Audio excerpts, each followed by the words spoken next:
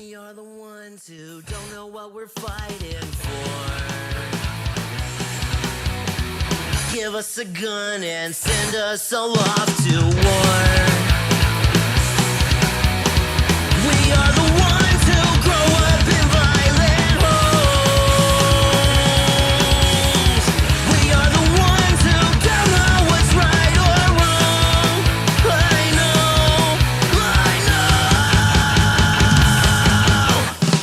We are the ones who are born into war. We are the ones who just don't give a fuck no more. No more. We are the ones who don't know why we're losing score. Give them a badge so they can send us to the morgue. We are the ones who are scared to walk out the door. We are the ones who don't know what we're dying for. I know. We are the ones who are born into war. We are the ones who just don't give a fuck now. We are the ones who are born into war. We are the ones who just don't give a fuck no more. No. Get off his fucking neck. Let me shoot you.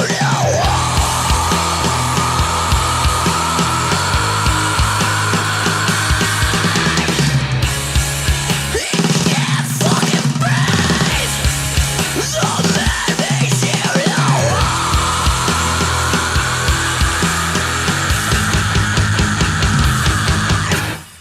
We are the ones who are born into war. We are the ones who just don't give a fuck now. We are the ones who are born into war. We are the ones who just don't give a fuck no more. No.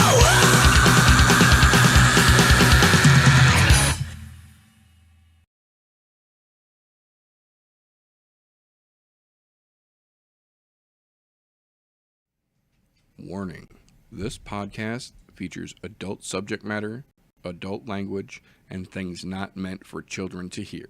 Viewer discretion is advised. You've been warned. If it's Thursday, we're not here to fuck spiders, mate. Welcome, ladies and gentlemen, boys and girls, children of appropriate ages, to the latest episode of the I Am No Joe podcast, a show where every armchair quarterback can feel like Eddie Bravo. I, of course, am your hostess with the mostest. The meter does many things, and this week, as like most weeks, I have got a glorious panel here with me to help break down all the shit-talking and shenanigans, the fight announcements and fuckery that has trickled out the MMA pipeline since we talked to you wonderful folks last. Before we get into all that fun and fuckery, though, first and foremost, gentlemen, how you doing over there? Fucking Thursday. One day closer to the weekend. And one day closer to me not getting up early so I can watch an event that starts at 6 a.m. for the main card.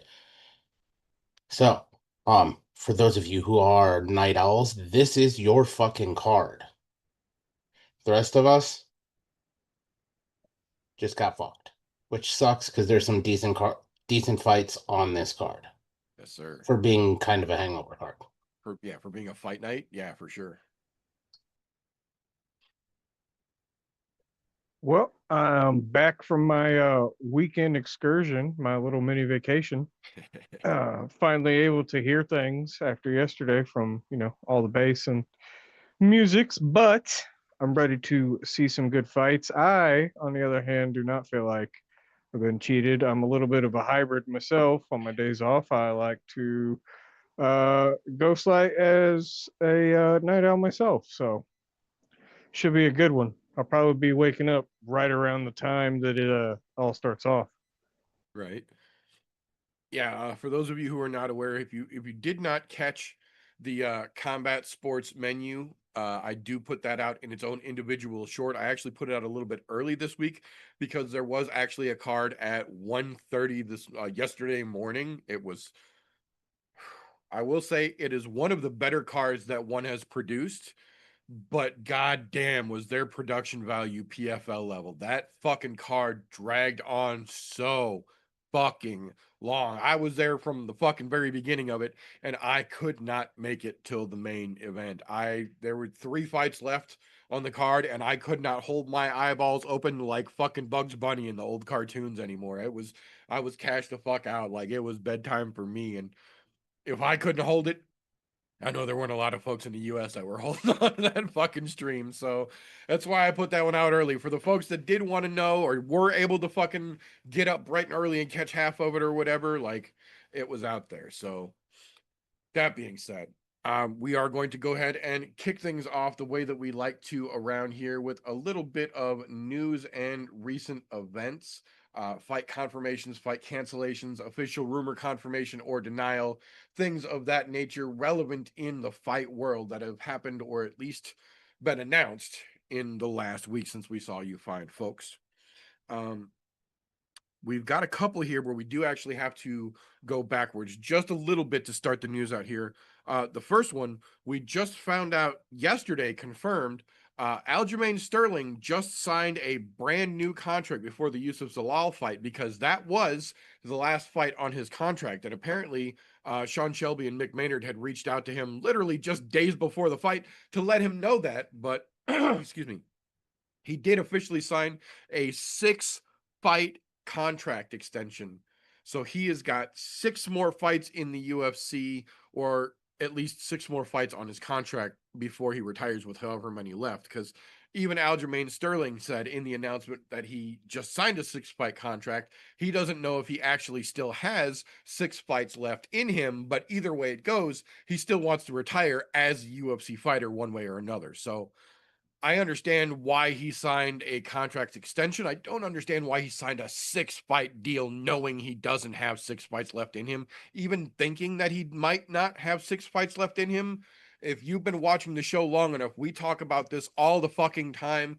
Even fighters are now starting to get to the point where they're willing to openly talk about it a little bit more. The second the word retirement even crawls into your mind, it's time to start taking it seriously. Because if you even once in a while start having thoughts of hanging it up, you will not be able to focus 100% on moving forward. And we have shown time and time again, if you are not 100% focused going into a fight, you will absolutely fucking pay for it. I don't care who you are or how long you have been doing this. So knowing that Aljo is already openly talking about potentially retiring in less than 6 fights, but still willing to sign a 6-fight contract, basically just guarantees that whenever he does actually retire, he won't be able to go do the RAF or go do some Jake Paul boxing type shit because he will still be locked down under his UFC contract. Like we talked about last week, Dustin Poirier is now getting very open about how he would like to go and smack a Jake Paul around for $35 million or something of that nature,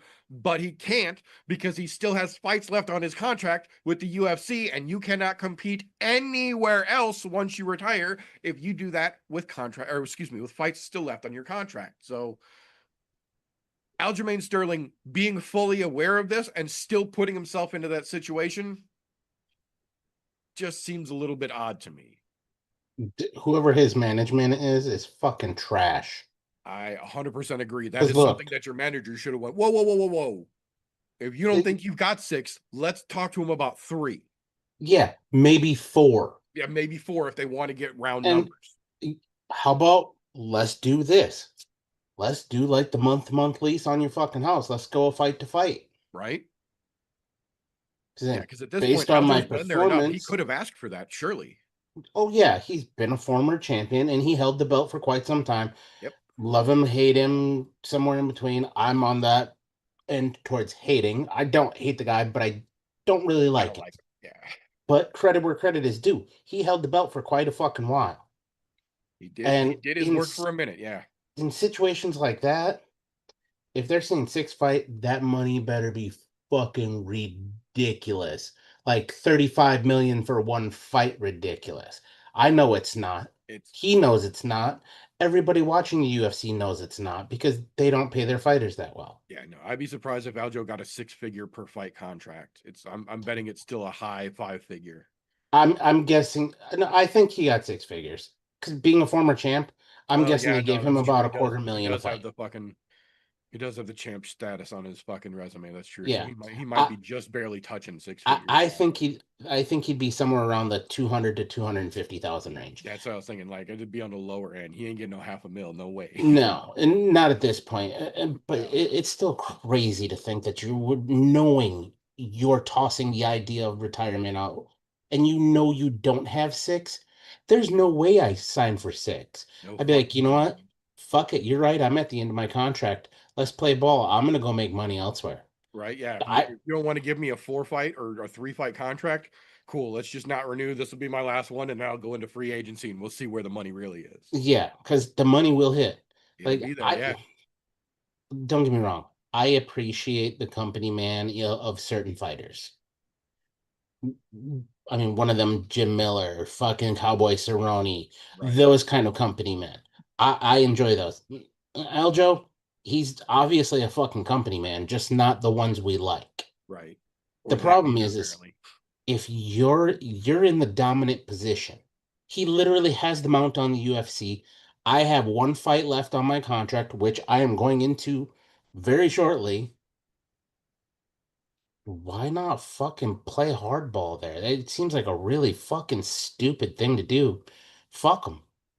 Make them pay you, and if they don't want to pay you and play on your But he terms, will. take your ball and go home. Yep. Because guess what? Somebody will fucking pay him a lot of money to go fight elsewhere. And I They mean were a offering lot. fucking Tyron Woodley 6-figure contracts, and he hasn't actually had an MMA match in I think 6 years at this point. Exactly. I'm just saying. It's out there. It just seems really fucking silly. I 100% agree with you. I think you're right on the fucking nose. But, this is one of the reasons that we talk about shit like this because, And fire your fucking manager. right, it's not like the UFC's contract practices are a secret at this point. It's very well known. We literally just had a class action lawsuit settled over this exact fucking situation from a different fighter. So we'll see. That being said, like I mentioned, there were fights at 1:30, started at 1:30 in the morning just a couple of hours ago. One's Samurai event, their new Japan branch of One Championship. Aside from the way too many fucking fights on that card and the PFL level slow fucking production value, the fights themselves were pretty fucking spectacular. I didn't get to watch it live, but I did go back and watch the replay and fucking scream at the TV a whole bunch. But Takeru did get the TKO victory over Rod Tang, and in doing so, got his revenge for their first matchup, and then retired at the age of 34 with a professional kickboxing record of 46-5.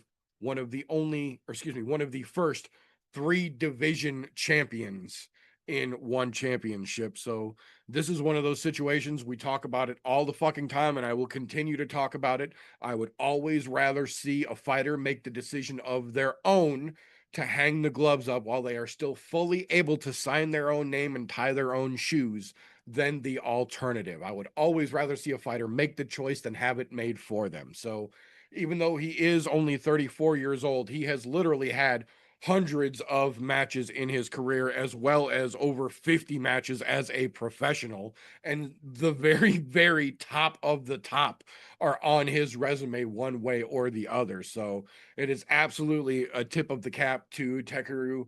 They don't make them like that anymore. This was absolutely a clash of the old guards, and they don't make a Rod Tang. They don't make a Super Lick. They don't make a Takeru anymore. Those guys are the last of the old guard from the other side of the fucking planet. And it's always a little fucking sad to see one of those guys go. But at the same time, those dudes have put the fucking work in. Those dudes have done the fucking highway miles. And if anybody deserves to retire young, it's guys fighting over there who literally have been in hundreds of matches in half the amount of time that some folks here in the States make an entire fucking career out of and only get 15 fights. So it's always a little bit sad to see a good one go, but at the same time, I'd always rather watch them go when they choose to. So tip of the cap to Takeru. Enjoy your retirement, sir. I have no doubt that man is going to land on his feet, get himself a gym, and then he will be just fine once he is settled into retirement. Couple of updates to this weekend's card that we just got in the last couple of days. The first one we got Monday. We got word that Sean Sharaf was officially out and that Tai Tuivasa might not be on this hometown card after all. Luckily, they got Louis Sutherland to step in and fight Tai Tuivasa this weekend here. Makes it a 1 week short notice fight for both guys. And I've said it before, I will say it again. Short notice fight is a short notice fight for both people involved. I don't care if you were in camp or not. Everything you just trained for gets thrown out the window on both sides of the fucking coin. So it's not that I prefer short notice fights, but short notice fights are always almost more interesting to me to see how both fighters can adapt to the sudden change. So with Tai on a 6-fight losing streak right now, he is literally tap dancing on Smilin' Sam Alvey territory. For those not in the know, Smilin' Sam Alvey made it to 9 losses in a row as a heavyweight before the UFC finally agreed to part ways with him, quote unquote, mutually, not firing him, wink, wink, before he went on to go create fucking ripples in karate combat. So it's not a good award to win, but Tai Tuivasa is knocking on the door of having way too many fucking losses in a row. And they are very much throwing him a bone by even putting him on this UFC Perth card. But especially now with the last minute opportunity to bump him off, and they didn't. They gave him a short notice replacement who could realistically put his name back into relevancy a little bit if he gets a good win at home. So I'm not saying it's a spectacular fight, but Louis Sutherland versus Tai Tuivasa, in my opinion, has a little more sauce on it than Tai versus Sean Sharaf might have. Hopefully Sean Sharaf isn't seriously injured and he can get back into action later on this year. But this fight, I think the way that it played out, or is playing out, I should say, could be better for Tai Tuivasa. Fighting at home, he needs that extra little boost, I feel like. So short notice replacement, a little bit more potential for a bigger win, could make the fight that much more interesting, in my opinion. The other one that we got, I was very surprised about. We just found out about day before yesterday, 3 days out from the fight, that Jack Jenkins is injured and officially out of his fight with Marwan Rahiki. I was kind of surprised that they found somebody to step in on this one, but they did. New gentleman Ali Shimid will be making his fight debut against Marwan Rahiki Saturday. So again, short notice fights are short notice fights for both people involved. I'm curious to see how this one's going to go because Marwan was in camp for a good minute now, but like I mentioned, that all goes out the fucking window when your opponent changes 3 days out from your fucking fight. So credit to both gentlemen for stepping up there on that one. I want to see how that one plays out as well. Mentioned PFL a little while ago. They've got a little more to talk about here. June 27th will be the PFL San Diego card. They always put on some pretty good cards when they go to San Diego. This one got a very interesting main event. Both former UFC fighters, Liz Carmouche will be defending her belt against Viviane Araújo. So I am very curious to see how that one plays out. This is literally one of those examples that we talked about. Just because you're not in the UFC anymore doesn't mean you are not UFC caliber anymore, very clearly. So PFL's belt currently being held by one of the most formidable ladies from the UFC. And now another one stepping over to challenge her for that belt. So aside from the couple of handpick or homegrowns that the PFL has, the vast majority of their roster right now is starting to bulk up with ex-UFC fighters for whatever reason. So we'll see how that plays out. Excuse me. The first official announcement, which is, I have to say, a little strange because the UFC has still not officially confirmed or announced that the Oklahoma City card is a thing, but they did officially announce the first fight on the Oklahoma City card. So kind of a little, what the fuck are we really doing here? Marc-Andre Barriault, Power Bar himself, is going to be taking on UFC stalwart Brad Tavares officially in Oklahoma City on July 18th. They have announced that the fight is taking place in Oklahoma City, that the fight is in Oklahoma City on July 18th, but not that the Oklahoma City card is officially happening. So we've seen this happen time and time again. Sometimes the UFC announces fights without a place to put them, which is a little fucking ridiculous. Sometimes they announce fights like we talked about last weekend, the big Epstein 250 card. Ayman Zahabi still doesn't have his fucking contract to fight Sugar Sean. So they're promoting the shit out of that fight. They still haven't even sent the fucking contracts out to all the fighters involved on that one. So UFC gonna UFC all over the place, and we see how that tends to end. That being said, over in the squared circle side of things, on the boxing world, interesting news, kind of a little bit past its prime, but a lot of the bigger matchups over in that side of the world tend to be lately. We got word officially this week that Anthony Joshua will officially be taking on Tyson Fury in Saudi Arabia on July 25th. This is one of those fights that they tried to make and they tried to make and they tried to make, and I say in air quotes, couldn't negotiate it out while both gentlemen were actually at the top of their game. Obviously, Anthony Joshua was still doing decent, coming off of the Jake Paul fucking ass whipping, which everyone still fucking laughs about. But then he also had the car crash in Nigeria that seriously fucked him up and took some time off of his career and obviously his life, and then required him to get back to square one. Well, he's there, he's ready, and he's going to prove it by a fight in Tyson Fury finally. So I'm curious to see how this one plays out. Obviously, this isn't full on, Mayweather Pacquiao level way past its sell by date, but this one is still a couple years past when it would have been the best. Luckily, though, both gentlemen are still somewhat in decent shape. So hopefully nothing happens between now and July, and we actually get to see a somewhat relevant version of what this fight is supposed to have looked like. That being said, August 1st, officially confirmed from the UFC this time, the first time ever UFC Belgrade, Serbia. They have not announced the full fight card for it yet. They have announced, officially speaking, that it is going to take place in Belgrade, Serbia for the first time the UFC will ever have gone to Serbia. And the only fight that they have announced for the card so far, Ante Delija versus Johnny Walker at heavyweight. I'm not mad at it. I hope they don't make that the main event, because that would really be cheddar bobbing that card hard, but not a bad fight to make. Johnny Walker's been talking about going to heavyweight. Delija's not an easy fucking test for anybody, let alone somebody who's never actually fought at heavyweight.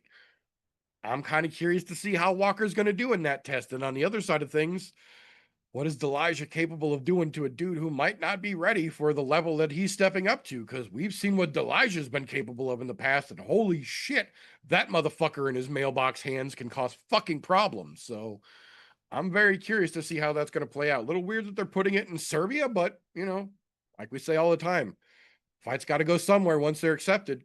Serbia seems to be the place that some interesting ones are going to end up. So we will keep an eye out and see when they start announcing some more of those. Not the one that I wanted to end with, but we do have one more that I have to talk about here before we close out the news segment this week. I say it all the time. I don't always bring you guys the happiest stories. I bring you guys the stories that I feel that people in the combat sports world, or people who are fans of combat sports, need to know about. And while I don't know many people who have not been 100% on the free cane train and pro cane since that whole situation unfolded, we got to see the other side of that coin play out this week. A gentleman who was mostly known for his time in Strikeforce and BKFC by the name of Lumumbu Sayers was officially found guilty of first-degree murder and will be facing 48 years in prison. His son was killed in a gang shooting a couple years back. They indicted the person that they believed to be the killer. There was word on the street that that was the person who was involved. And then charges were mysteriously dropped and nothing was done about it. And then Mr. Sayers heard it through the grapevine exactly who it was that was involved in his son's shooting, walked up to that gentleman at a birthday party, put a barrel to his head, and ended his time on this planet point blank, and then robbed him while he was laying there unalived in front of the birthday party of horrified people. I am not in any way, shape, or form here to condone that type of behavior or celebrate that type of thing happening. But this is also one of those situations where that could have been exactly what happened with Kane. That's what he was trying to do. The luck of the universe kept his hand unsteady and he only grazed somebody in that vehicle, which is why he only had to do what he did. But had his aim been a little bit more true, this would be the situation that we would be looking at with Kanan. We would never get to see that man again. He would never get to see his family again. Mr. Sayers is going away essentially for the rest of his life, best case scenario. It's fucked up. It's not a happy story, but it happened. It's definitely relevant to the world and it needs to be talked about, because had Kane had a little more trigger discipline, as weird as it is to say, this is what we would be talking about with Cain Velasquez, and a whole different scenario would have unfolded. So again, I'm not trying to condone the behavior, but this is one of those things that need to be talked about. I'm not condoning the behavior myself, but I have a feeling had this been the same situation with Mr. Kane, he would have done the time gladly. Yeah. Oh yeah, absolutely. Absolutely. And I feel like as well. I feel like this particular gentleman, I don't know the situation. This is the first I'm hearing of it. I don't know, any of the details. So if that was 100% the guy, I'm sure he feels 100% validated and does not give a shit. Yep. But it does suck. It Yeah. does suck to have to do that because the justice system fails you. Yeah, sadly, it's a story that we're hearing far too often lately. That being said, that's all the news that I got for this week. Any of you gentlemen have anything I might have missed? Yeah, and I don't remember if we talked about it last week or not, but it needs to be mentioned because it's a really scumbag move.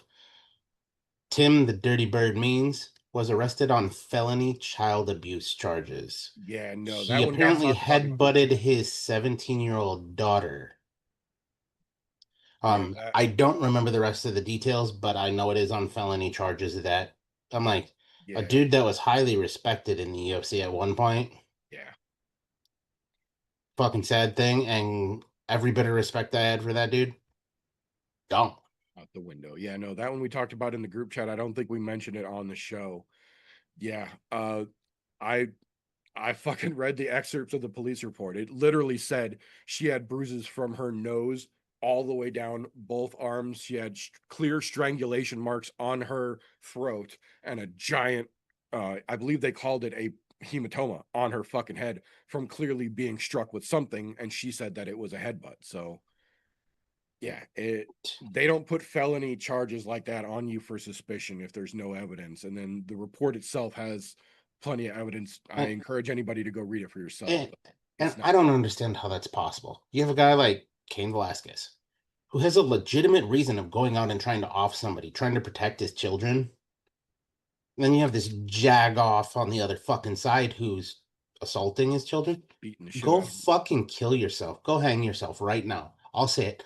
Tim means go hang yourself. You should be ashamed of yourself, and your entire family should fucking disown you at this point.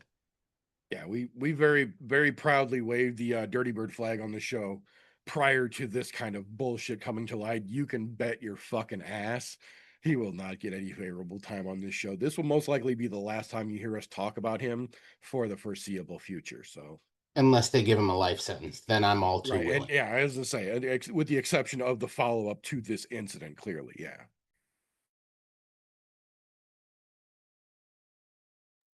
But that being said, we do have a little interjection this week. I believe we have some gears that have been grinding a little bit that need to get some squeaky wheel grease, if you will. So go right ahead, sir. Okay. So, been talking about moves in the ring and, maybe some funny stuff like a backpack or the double punch, which I will say I didn't watch last weekend, but I did get a clip of a gentleman wailing the fuck out of a guy with double punches. So, somebody's listening somewhere. But For the record, today, it's still undefeated. That gentleman did win. So the double punch is still technically an undefeated move and one of very few that we can reliably count. hell yeah. Uh, Today's not about any type of a move or a strategy or planning for your opponent.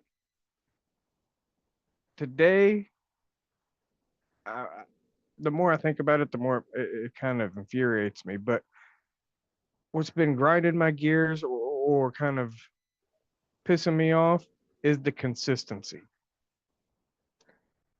Whether it be consistency in the ring, whether it be consistency at weigh-ins, whether it be consistency with drug testing or allowing this person to do this, but not this person to do that, not mentioning any John Jones Aspinall names. Uh, the last fights that I watched alone, I watched a guy get told by the ref, not once, not twice, not three times, but four different times, to keep his fingers and toes out of the cage. You think he lost a point? No, not at all. But two fights before that, the different ref told him, "You guys heard the rules in the back. I'm taking a point," because he kicked the guy in the nuts. Why is it that they're allowed to? If one ref is following the rules, do we just beat the other refs with a retard stick or something? Like, oh, this guy's doing what we're supposed to be doing, so we can go out here and do whatever we want. That's not how it's supposed to be done. There's supposed to be consistency. It's professional sport. You may be making what they call a low end contract, but you're still making almost double what I guarantee 75% of your fan base makes in a year in one night. How is there not more consistency in the UFC, PFL, LFA, you know, fucking dirty boxing, any type? How? How? And then the consistency of punishment. How do you come in 10 pounds overweight and are still able to make a paycheck? How do you how do you make the USADA cup melt and are still allowed to call yourself a professional fighter? Oh, tainted supplements. Use the shit that they fucking give you. Exactly, for free. And now I've got my brain going this way, that way, that way. All this to be said is that everything would run a lot smoother. And I feel like a lot more people would be a little bit more happy if there was a lot more consistency, a lot more, maybe not regiment, but rigidity in what they're doing. It's got to be some type of structure. You can't have everybody making up their own fucking rules.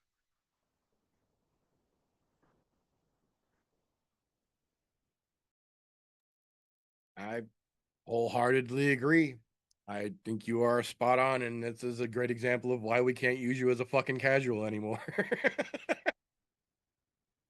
This is exactly what I like to tell people.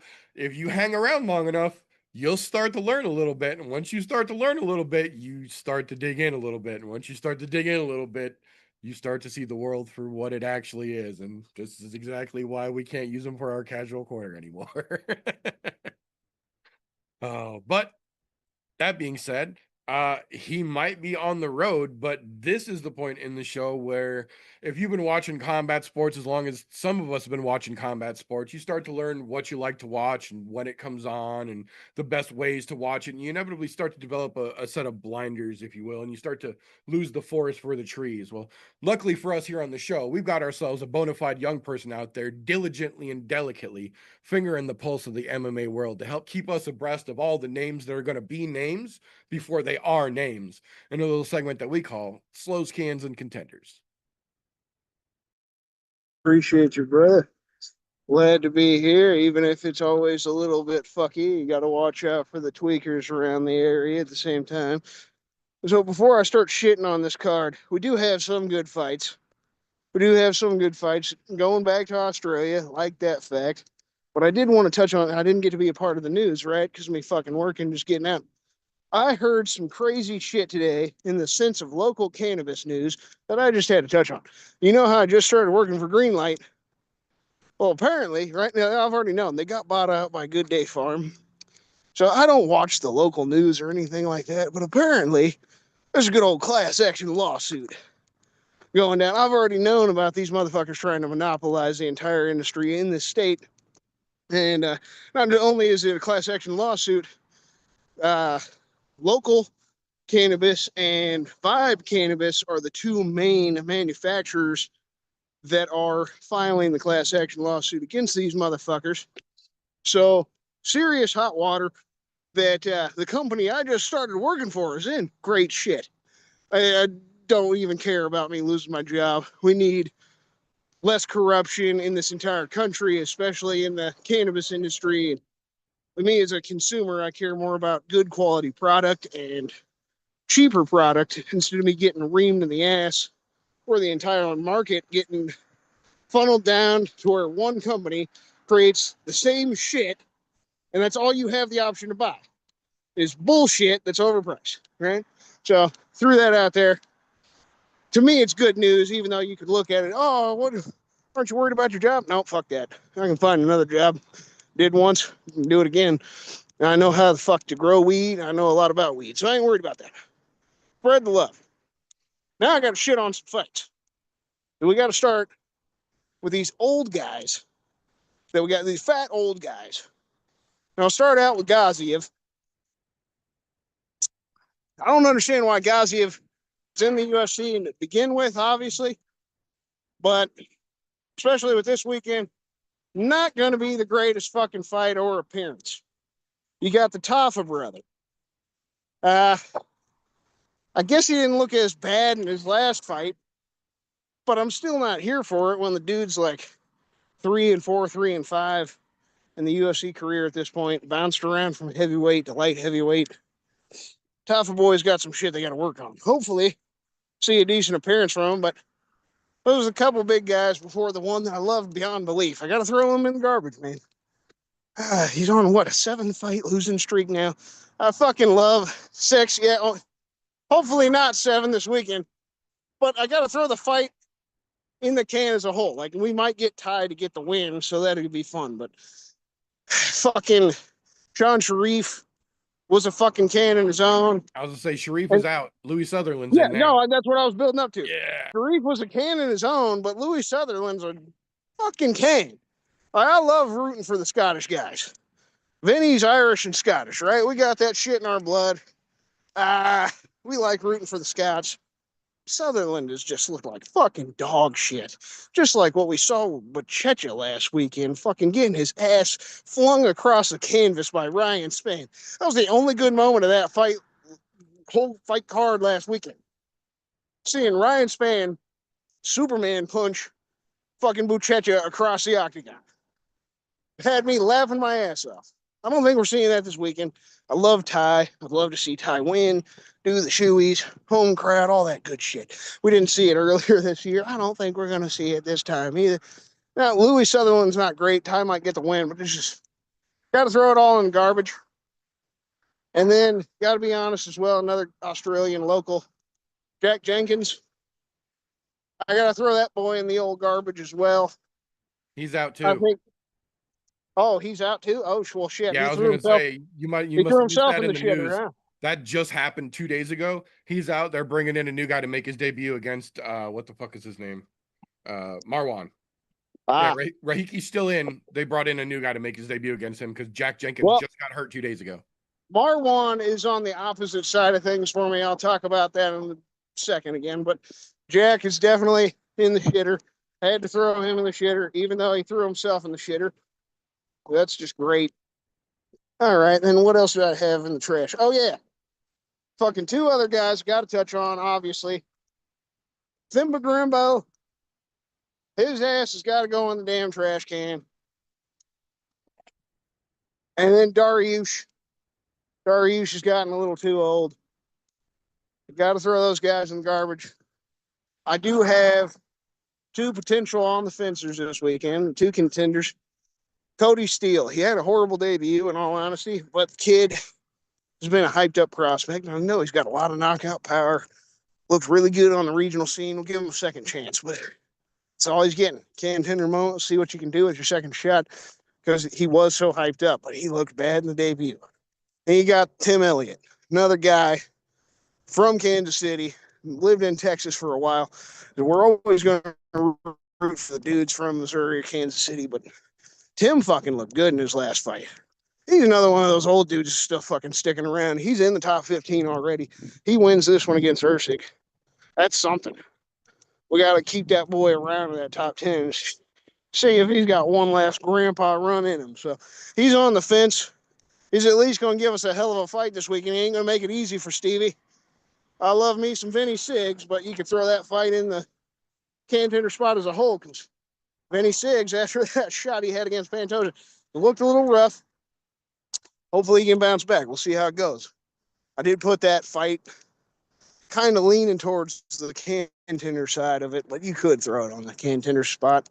But the true contenders this weekend, that Marwan Rahiki kid, like 23 years old, looked fantastic on the contender series in his debut. Got some serious power in his hands. Excited to see what he continues to do. Sad that he doesn't get to knock out Jack Jenkins in Australia. That's a bit of a bummer, but still expect him to do pretty good.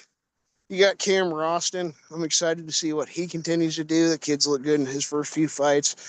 And then you got, of course, the main event. And for this weekend, is a fantastic boxing, power in their hand, and are going to do nothing but probably try to keep each other's heads off. Carlos Pratis and Jack Della Maddalena is the fight of the week. Have you been seeing it hyped up this weekend? Potential fight of the year, right? I don't like saying that shit. We're still too early in the year. It's been a rough year so far. So I just hope we get us a hell of a fight, because there's been some rough times so far this year. We're quarter way through it. Man, I hope something fucking shakes out good this weekend. Do I have anything else? Nope, that I pretty much touch on. I guess John Mikulev, that young kid, is the only other one that I could touch on. We'll see how he does. He's looked good in his first couple of fights, but it's really about it. For the most part, this card should be better than last weekend. But as a whole, we're still fucking lacking here. We're still missing. Like the brother Justin was saying earlier, where's that consistency? I know TJ's been harping on it already this year, too. We all are. We're hardcore fans here. We want some fucking consistent good fights. That's all I got. Hear what you brothers got to say about it. I'm not saying a fucking word because I'm boycotting this late ass start shit.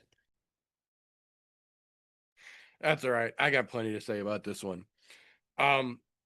I generally speaking try to make a point. Well, let me start over. Let me scratch that. We do make a point on this show to go by one of many creeds, credit where credit is due, regardless of how you feel about it. I try to make myself, whether I want to or not, give the UFC the credit that they deserve. When they go on the road, more often than not, they make a point to try and bring local or locally invested fighters onto a card that's on the road. They really generally don't care too much about us here in Missouri because we only get a couple, but this weekend is the first time that I can think of in at least a year or two, maybe. I know for a fact they said this afternoon that this is the first time that has ever happened for the UFC, where every single fight on this fucking card has an Australian on it. Even Brandon Fitzgerald was talking about it at the press conference, that this is the type of thing that they used to do every time they went to Brazil. They would make sure every matchup on a UFC card in Brazil was a Brazilian against someone else. And that's how they got all the Brazilians into the fandom as much as they did. And that this is the first time that the UFC has been able to pull that off in Australia, because there are so fucking many Australians that are fighting in the UFC at this point. So on one hand, that is absolutely a good sign. That shows that Australia is bringing world-class talent in the MMA world by the fucking basketful, that they now have so much that they have at least, what are we on this card?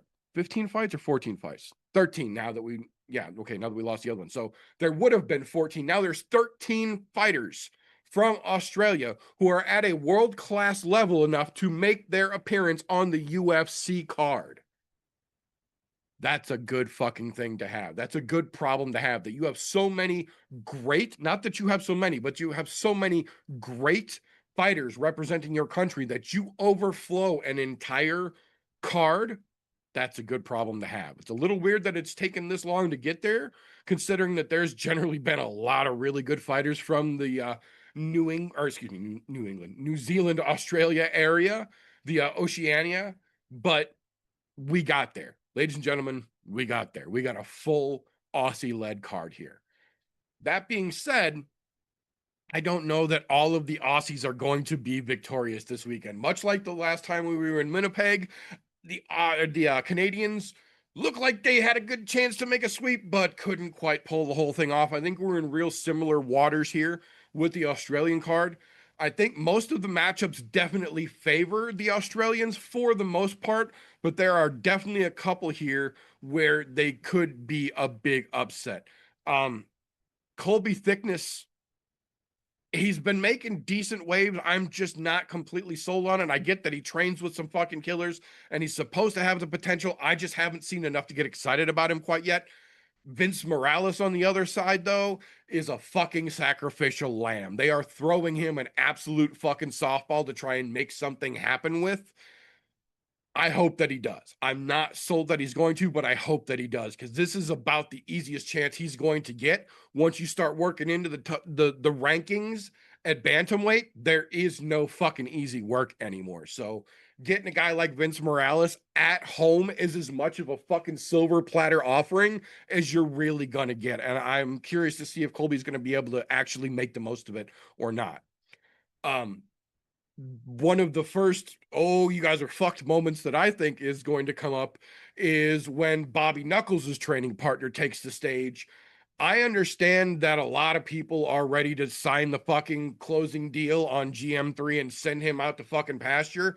I am not. I don't give a shit if I am the only one still standing on the top of that hill waving the Gerald Meerschaert flag. I'll hold that motherfucker by my goddamn self till the hill falls underneath me. Gerald Meerschaert is one of those dudes, aside from being dangerously well-rounded, he is one of those good human beings in the UFC that we don't see enough. He's one of those dudes that goes out that does charities. He fucking helps people. He does things in real life, not worried about the fight world. And that's a delicate balance. But fighters that go out of their way to do that kind of shit, and not for the recognition, but because it needs to be done, will always get my support more than some loudmouth asshole who's got a quick one-liner and a sound bite for a fucking microphone. Yes, Gerald Meerschaert has a notorious habit of being hot and cold and hot and cold and hot and cold. And I will absolutely be the first to admit, when you look in his eyes as he's getting his fucking Vaseline put on, you can more often than not tell which version of Meerschaert is going to show up. And that's not the greatest characteristic to have as a pro fighter. But at the same fucking time, when you see the flames in GM3's eyes when he's in the check-in corner, watch your fucking ass when you get in that goddamn cage, because that man's going to send you to the fucking shadow realm. He's going to take a limb, or he's going to take your fucking consciousness. Jacob Malkoun is the definition of getting where you are based on your friends, not your ability. Jacob Malkoun got into the UFC by being Robert Whittaker's training partner. Jacob Malkoun is still in the UFC because he's Robert Whittaker's training partner. None, not a single fucking one of his fights has been entertaining enough for me to not yawn during. Fuck that man. He's riding his friend's coattails. And I, for one, am openly petty enough.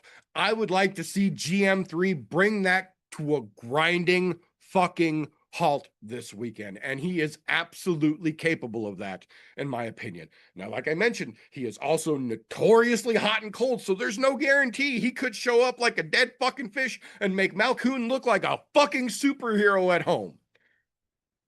But I'm hoping against hope that at least now, understanding how fucking important this could potentially be for him, we get a glimpse of that GM3 that has genuine chances to be a fucking world breaker. And hope that we don't see the fucking sweaty flop show up that has led to him being 37-21 as a professional. That being said, you can't have a card in Australia without a Tafa brother on it at this point in time, for better or worse.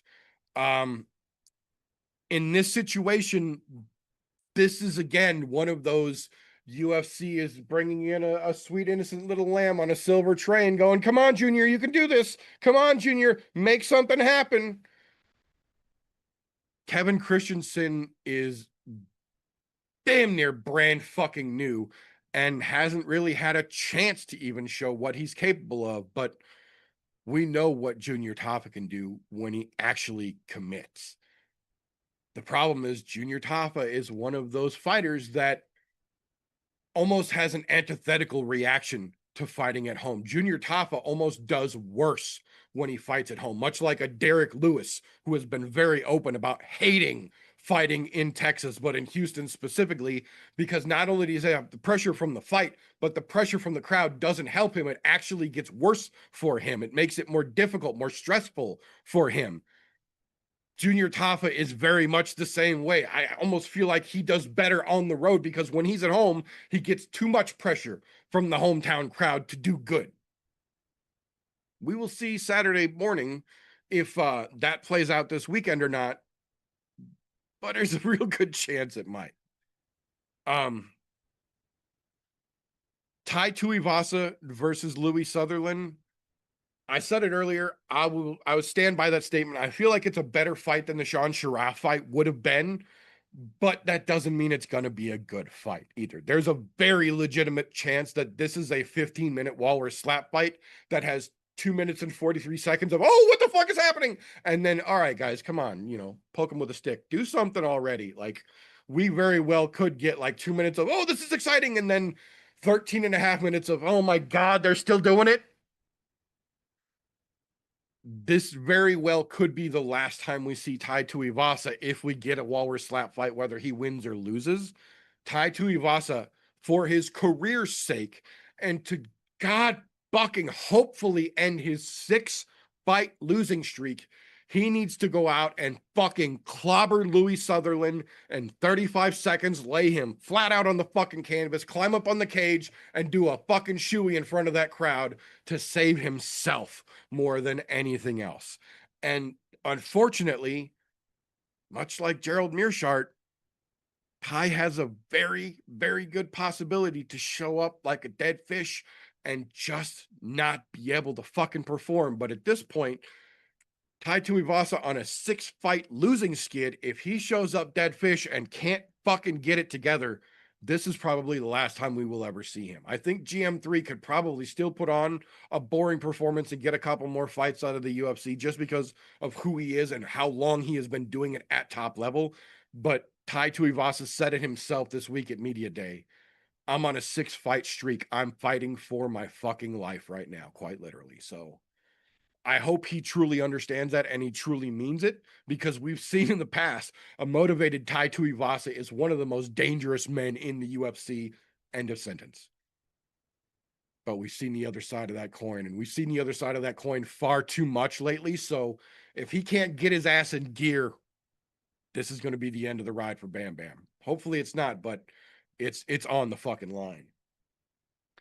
I agree completely with Chris. I don't understand how the fuck Shamil Gaziev is still in the fucking UFC, and he is the sacrificial lamb in this situation, coming to Perchik, whatever the fuck, however the fuck they pronounce his name, Brando. But Brando is not the most exciting world breaker potential himself either. So there's a very good possibility this could also be a 15-minute walrus slap fight placed right after a potential 15-minute walrus slap fight, which could give you a full half-hour block of UFC. What the fuck are we really doing because of the way they have stacked this card? The interesting part is that after that, like both Chris and I mentioned, Marwan Rahiki will come in after those two and hopefully give you guys something exciting to look for, but also potentially be another spike in the all Aussie win column. Marwan has pretty decent hype around him. I don't really know a whole lot about Ali Schmid other than he is brand new and he's only 4-2. He seems to be a guy that could be great, but he's just too new to know. And at 4-2, this could be an interesting fight, aside from it being short notice, just because of the fucking randomness of the matchup itself. So I'm here for it. I am curious. I won't say I'm excited, but I'm curious about the Tim Elliott versus Usyk matchup. Elliott has absolutely seemed to have a fucking resurgence in his career. I don't know if he has got enough in the tank to make another fucking run for it, but I will tell you right now, if he does, flyweight better watch the fuck out. Tim Elliott is absolutely one of the most well-rounded dudes at 125 pounds that there is. I don't care organization-wise. Tim Elliott is one of those motherfuckers you better watch out for. Usyk has shown us some pretty good glimpses, but is also still kind of new enough at the same time, as weird as that is. Yes, he did have that title fight against Pantoja, but everyone has agreed that was very rushed, and unfortunately it showed in the results that he got. Can he get back on that horse and get the steam that he had going into that fight back at home against a dangerous motherfucker like Tim Elliott? I don't know, but I'm here for it. I'm definitely interested in that more than a lot of other fights on this card. Especially the fucking co-main event. I like Quillen Salkid. I think that kid has a lot of fucking potential, but this is as much of a sacrificial lamb matchup as any of the others that I have mentioned going down this fucking card. I like Beneil Dariush. He's a great fucking fighter. He is absolutely a company man. He has been there, done that, got the fucking t-shirt, but he has shown too many times in his recent fights specifically, Father Time is kicking his ass. He doesn't need the fighters to do it. It happens to the best of them, but we're at that point now where I think Benny has to consider hanging it up. And the fact that they're giving him a guy like Quinlan Salkill makes me think that the UFC is kind of trying to give him the same fucking message. Like, make the choice while you still have a choice to make before it gets made for you. Main event. I'm not going to go so far as to say potential fight of the year. We don't know. We'll see how it plays out, but definitely a very, very good matchup in my opinion here. Prachas had a little bit of a hiccup early on, has been working his way back and showing levels to his game. He's been moving around. He's been training with all sorts of different fucking people to try and evolve his game. Jack had his time in the sun, his moment in the sunlight when he beat the shit out of Bilal and we all fucking cheered for him. And then he immediately tripped over his dick and lost his belt in his first title defense. So we know how that goes.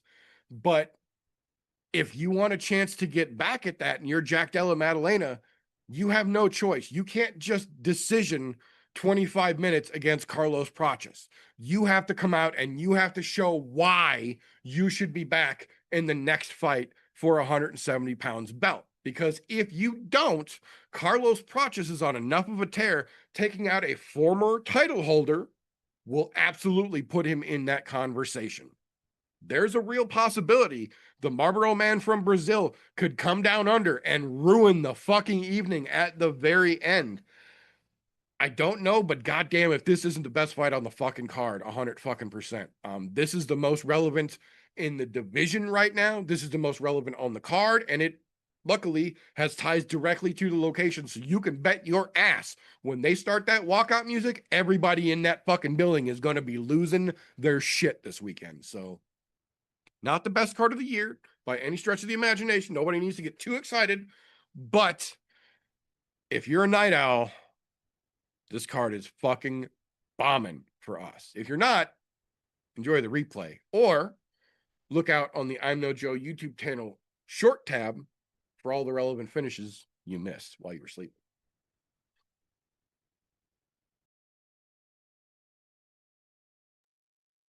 Appreciate you, brothers. Like TJ said, he's got to work in the morning. Try to keep it as short as I could as well. Hopefully this weekend turns out good for us. Appreciate you, boys.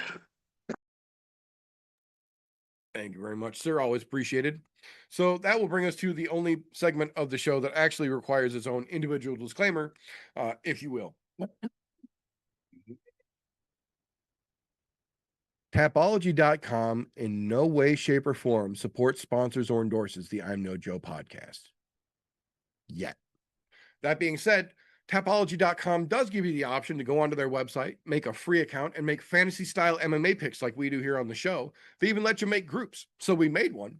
It's called I'm No Bookie, all one word, or Group 965, however you need to find it. The group is open to the public. You are welcomed and encouraged. Make yourself an account, join the group, and then let us know who you are, and we will hold your picks accountable with our picks in a little segment we call Tapology with TJ. All right, I'm gonna make this short, sweet, to the point because I got other shit to do. I'm up too fucking late. To start with here, last week I did not put in picks. In fact, I was preemptively, not even knowing it, boycotting this late start bullshit by not putting in picks and then not talking about what I think about this fucking card this week. And anyhow, Meter did take home the top prize, 8-13. Well done. And Don managed to do it again in our group, where he has two different accounts and managed to take the bottom spots, plural, with both of them. Now, had I put in my picks, he probably would still be in that same fucking situation. So we're not even going to go into that. But yeah, that is what it is. Overall, though, everybody did fairly well. For the most part, we were just shy of being under the 500 mark this last week. But to be fair, last week's card was kind of a shit show, so that is what it is.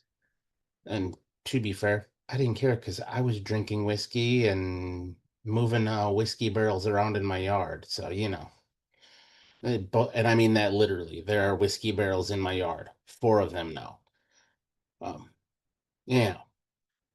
For those of you who don't know and have not joined yet, Tapology is absolutely free. We know you like free shit, otherwise you wouldn't be listening to us for free. That is, unless you're a member of the Patreon. Oh, and if you're not, it's right down below. You can go ahead, click on it. Donations as little as $1. We'll take them. We're not going to say no. But if you want to continue to be a cheapskate, and listen for free, watch for free, whatever it is of your choosing, come over and join us on Tapology, Group 965. I'm no bookie. Doesn't matter how you join. Come join us. It's a good time. You get patted on the back when you do well.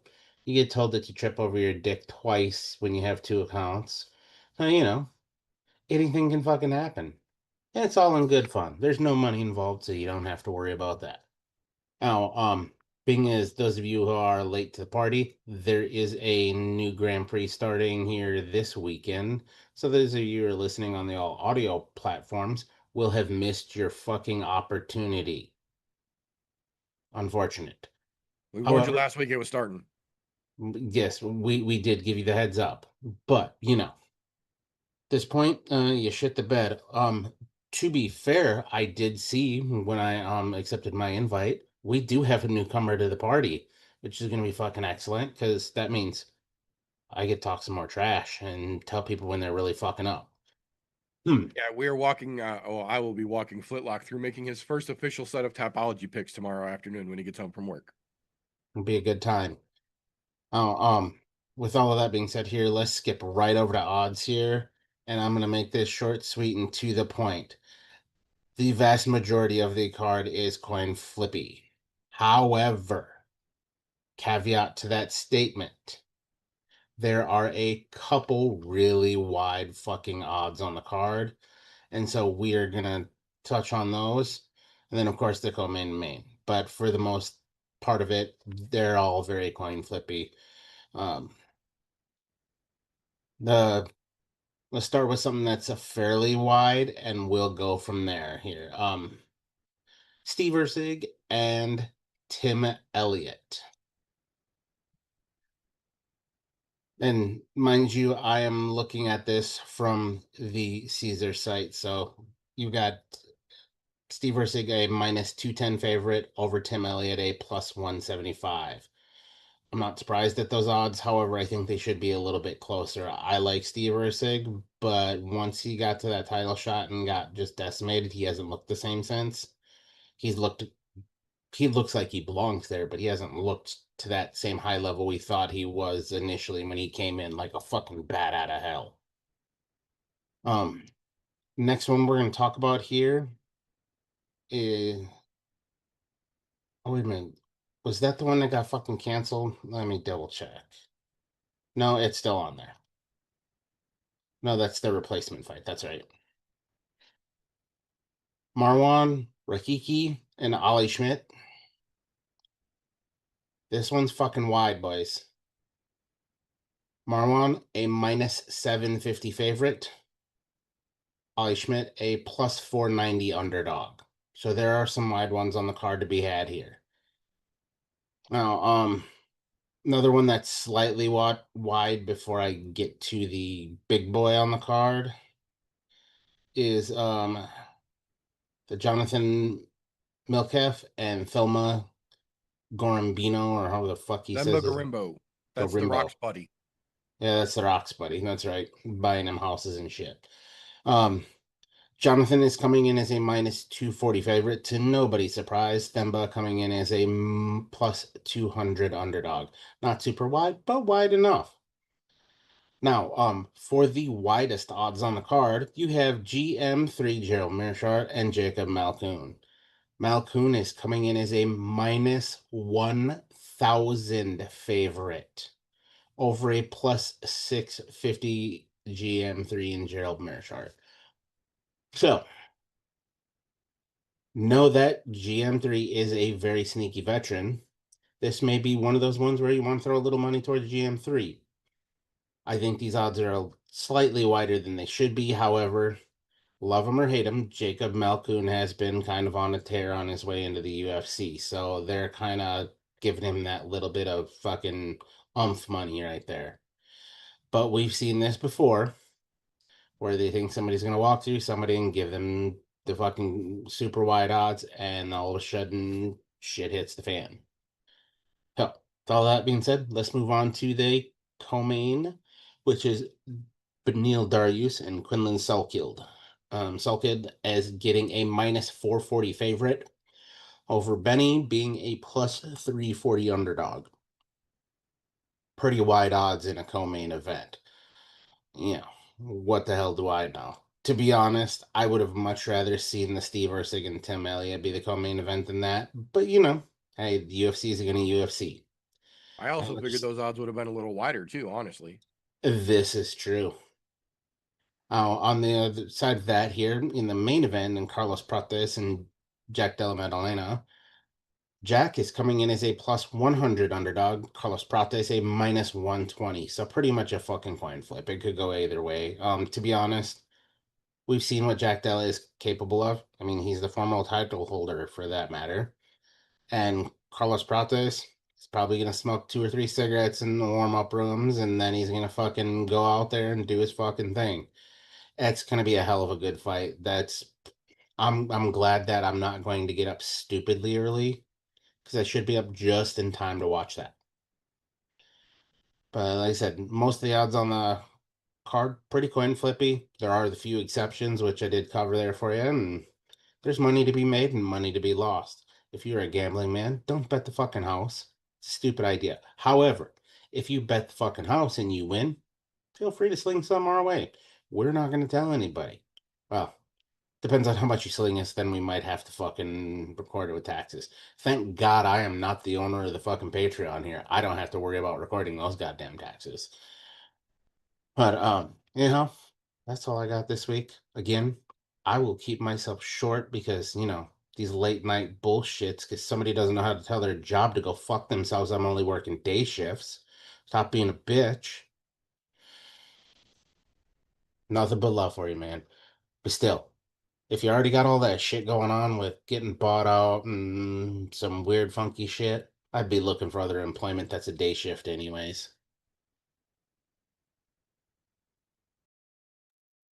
Thank you very much, sir. Always appreciate that.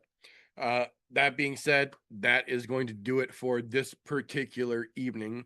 If you are new around here, first and foremost, thank you for tuning in. We try and go live pretty much every Thursday before there are fights to talk about that weekend. We generally try to go live about 9 o'clock, but sometimes we have to start a little later than that. So we tend to say we start at 9-ish Central Standard Time. Every Thursday night. We do broadcast both on youtube.com/@I'mNoJoe and also twitch.tv/I'mNoJoe, dual broadcast to both platforms so you can watch it whatever's easiest for you. Both platforms do get the replays left up so you can go ahead and catch those whenever it's convenient for you.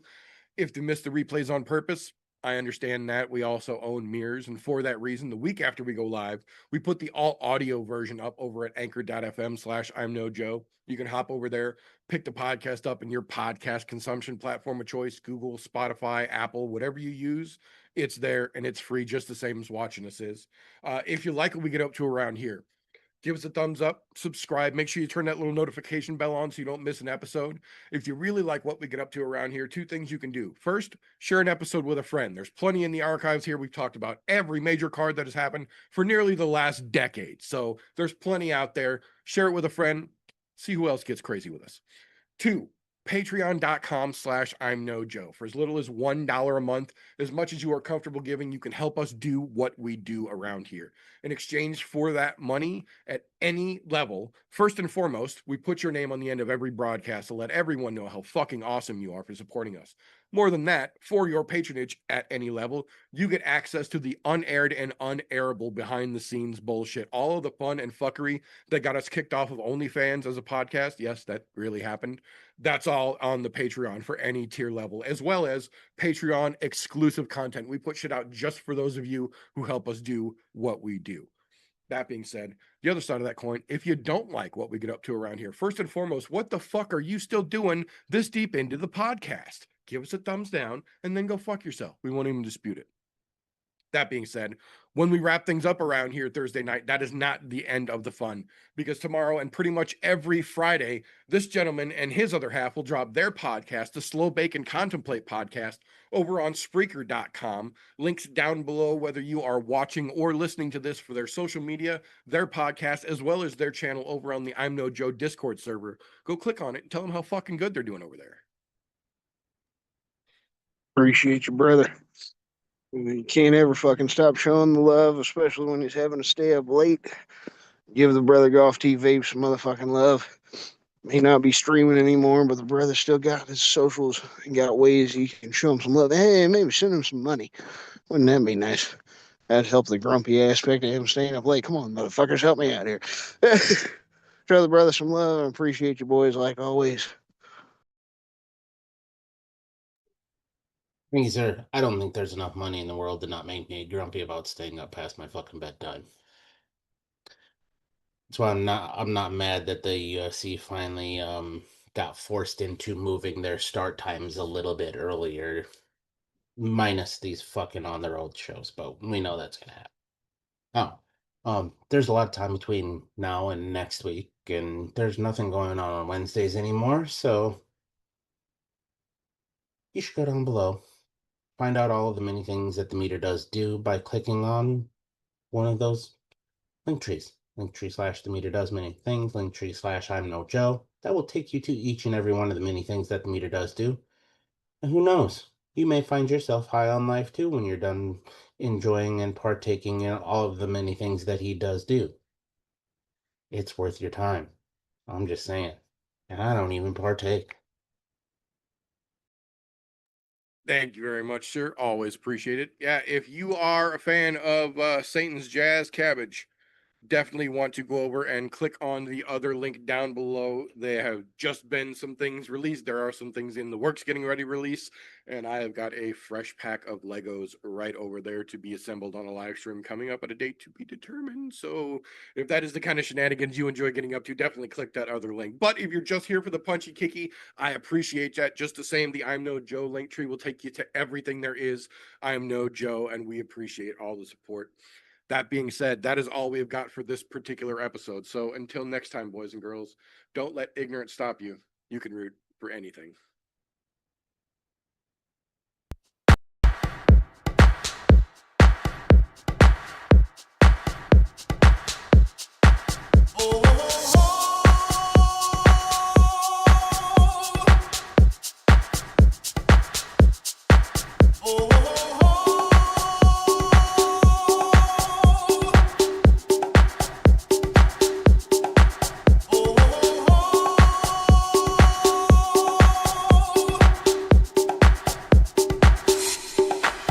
Everybody was kung fu fighting. Those kids were fast as lightning. In fact, it was a little bit frightening.